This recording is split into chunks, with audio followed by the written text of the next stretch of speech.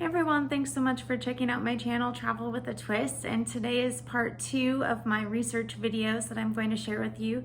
I'm going to be talking about a broader perspective of some new advancements and things that are coming along in the future for reducing immunosuppressants, dialysis options, and then some new advancements in the realm of kidney replacement itself, to hopefully provide some solutions to this never-ending list of patients that need kidneys and hopefully save a lot of lives. So then we will talk about something that I'm looking forward to after transplant and finish with my travel tip of the week. So you may or may not know, after a patient receives an organ, they need to be on immunosuppressant medications for the remainder of their life. And so what this means is they take medications every day for the rest of their life that will reduce the immune response of their immune system so it does not attack the new organ that has been placed in their body, because the immune system otherwise would see it as a foreign object and want to get rid of it and reject it. And so these medications help keep the patient's immune system at bay to not have any rejection issues. They do come with various side effects. It can increase the risk of infection or sickness if a patient gets sick because you have a low immune response. You're not able to fight off infections as easily, and also can increase risks of cancer and other complications as well. So some new advancements that are exciting in this field is that there are studies being done to find ways to hopefully help get patients off of these immunosuppressant medications and find other ways to have the body accept these new organs. So there are a couple of different articles that I have reviewed on this topic, and one of them was actually just published in NBC News last month for phase 3 clinical findings for a pharmaceutical company known as Meteor Therapeutics and their medication MDR-101, which is a stem cell therapy. And so stem cells are essentially origin cells. They're found in the bone marrow of adult patients, and these are undifferentiated cells, so they're very valuable and useful because they don't have a cell type specified to them yet, so they're able to be used for treatment for other patients and kind of turn into whatever cell is needed for that patient. And so this study utilized a bone marrow stem cell injection from the donor as well as the donor organ for the recipient to help increase the compatibility of the immune response as well to the organ. And so this study found that 16 out of 19 of the participants actually were able to get off of their immunosuppressant medications after 2 years from transplant due to this bone marrow injection as well. And so what happened is that the donor, when they donated the kidney, then they donated bone marrow 11 days after the patient had the injection after transplant. And these stem cells were then able to recognize the new kidney as self instead of as a foreign object like the recipient's immune system normally would.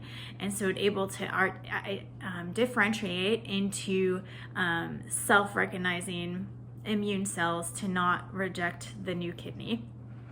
And so the study that was done did say that the patients were sibling matches for organ donation, and so they're really genetically similar.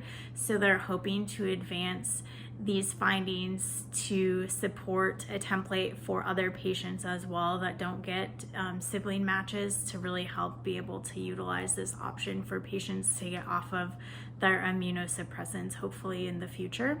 And there was a similar article that I read as well looking at a similar template of treatment, and this is a phase 1, phase 2 trial right now utilizing both bone marrow injections as well as T cell infusions. And so T cells are another component of the immune system. They are the white blood cells that mediate the immune response to self versus foreign objects that come into the body. And so by also adding this additional infusion, they're hoping that there will be an even better immune response, because these T cells will then kind of delete the response of the recipient's current immune response and promote the full acceptance of the organ. So these are some exciting new trials that are in the works, and hopefully we'll find some good results for future. So there are also some advancements in dialysis options that companies are trying to implement, and a lot of that involves trying to make the machines themselves more compact and more easily accessible for patients to have at home, so they're able to actually travel with them and have more flexibility in their lifestyle while they're on dialysis. Another option that is FDA approved for clinical trials is called a wearable kidney. And so this is essentially a dialysis machine that the patient will actually wear instead of having to be hooked up to something that they have to be stationary. You can wear it as a belt or a vest.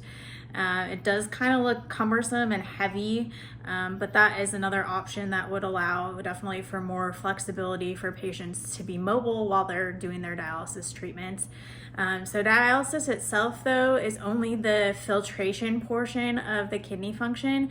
It doesn't account for the metabolic, the endocrine, or the reclamation functions that kidneys use. And so there are really a lot of advancements in trying to actually create an actual fully functioning artificial kidney that can be implanted into patients as an alternative to live kidney donors or deceased donors.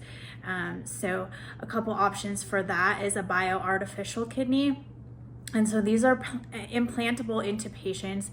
The issue that they're working on with these is that the function of the kidney is just so incredibly complex and so small. And so making such a small man-made device that can go into a patient is really taxing, but it's something that would provide all the functions of an actual real-life kidney, and be able to provide the different bio as well as hemo portions of the kidney. And so they're looking at being able to develop this type of artificial kidney that includes cartridges for each of those types of functions to be able to provide a fully functioning device to be implanted into patients.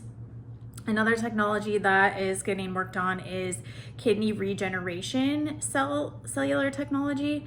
And so this is exciting because they're actually thinking that they can decellularize the structure of kidney cells and then be able to recellularize them with patient cells. So essentially, if this would work in the future, a patient would be able to get a kidney with essentially their own cells, so they wouldn't have to be on immunosuppressants, and it wouldn't run a risk of being rejected. Using 3D bioprinting and things like that. So there are companies that are working on advancements in that option as well. And then one of the newest things that actually just came out this year in March 16th, was the very first ever pig kidney transplant into a human patient. This is known as xenotransplantation. So transplanting an animal organ into a human, and the first ever of this, like I said, was in March.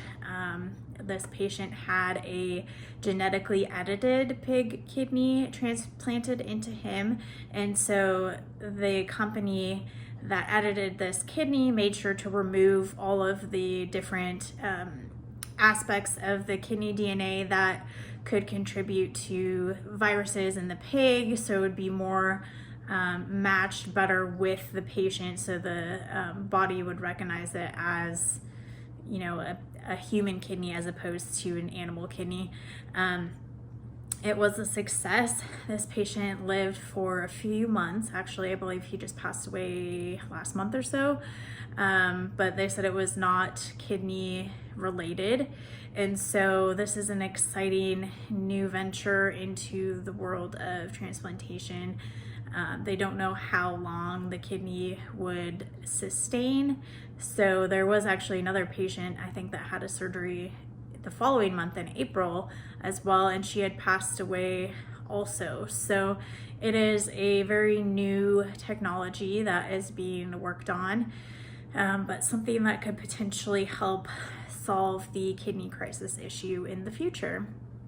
So that is a little bit about different technologies that are in the works, and hopefully someday patients won't even have to worry about trying to get a new kidney. It'll be easy peasy. So something I'm looking forward to after transplant is being able to eat regularly again. My abdomen gets very full very easily. My kidneys are large, and so I have a hard time eating large portions of food.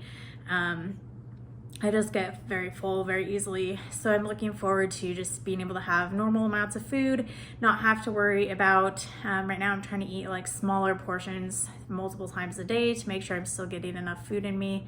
But yeah, just being able to eat normal, not get overly full and feel like I'm stuffed after eating a small amount will be really exciting. So my travel tip this week is to take naps. So you're traveling, you're having a lot of fun, but you also have to remember that you have to conserve your energy, because as you get more sick with kidney disease, you get very tired very easily. So my recommendation is, when you can, take naps, make sure you rest so you don't get sick, so you can still enjoy your travels along the way. Thank you guys so much for checking out my video this week. Please like and subscribe and share. If you have any questions, leave comments, and have a great rest of your day.